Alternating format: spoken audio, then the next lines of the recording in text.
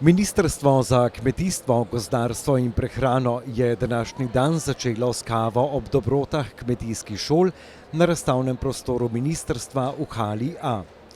Laura Ilc z Agencije Republike Slovenije za kmetijske trge in razvoj podeželja je na razstavnem prostoru ministrstva predstavila aktivnosti agencije oziroma kako konkretno agencija poskrbi za kmetovalce.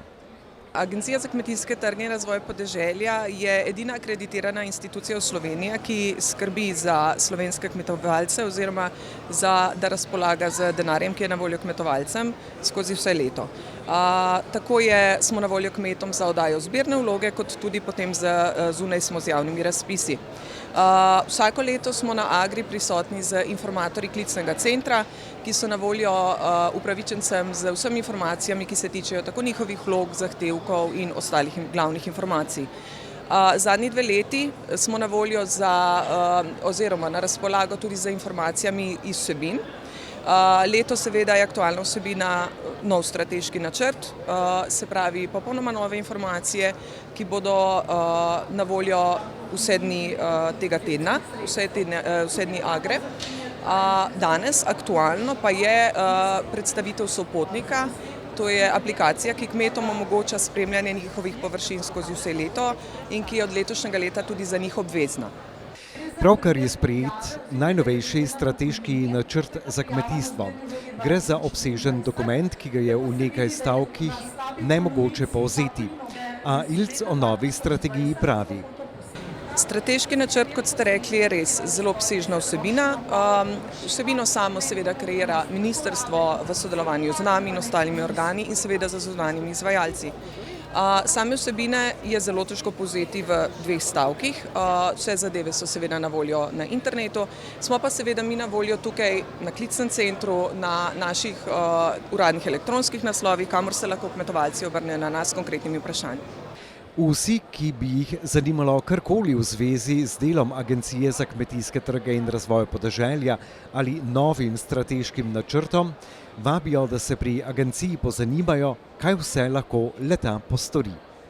Vljudno vabljeni, sploh danes. Aplikacija Sopotnik je zelo pomembna aplikacija.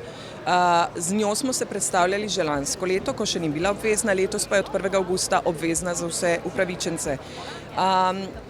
Tukaj bodo dobili posodobitev Sopotnika, vse informacije, ki so ključne za delovanje od letošnjega leta naprej in seveda vse ostale informacije, ki so relevantne za njih tako letos kot v nadaljnjih letih. Današnji dan na razstavnem prostoru Ministrstva za kmetijstvo, gozdarstvo in prehrano poteka med drugim v znamenju ribištva. Okrogle mize o uporabi živil iz shem kakovosti in njihovo označevanje na jedilnikih, priložnost za slovensko kmetijstvo, gostinstvo in turizem, se je udeležila generalna direktorica Direktorata za hrano in ribištvo Ana Lemarhal-Kolar. Današnja okrogla miza bo govorila predvsem o tem, kako označujemo oziroma spodbujamo gostince, da bi označevali tudi na jedilnikih poreklo predvsem mesa in tudi drugih živil, ki so vključeni v sheme izbrana kakovost ali pa v druge sheme kakovosti. Zdi se nam pomembno, da ta korak naredimo. Mi smo gostincem ponudili orodja, ki jih lahko uporabijo tako na jedilnih listih kot pri vhodu v gostilno, da samega gosta navaja na to, da so pozorni predvsem na to, kaj je v jedi, da je lokalno, da je slovensko in da tudi začnejo spraševati in zahtevati takšne jedi. Vinogradnike na upravi za varno hrano, veterinarstvo in varstvo rastlin opozarjajo na pozornost pri širitvi zlate trsne rumenice. Katarina Groznik iz uprave za varno hrano, veterinarstvo in varstvo rastlin opozarja.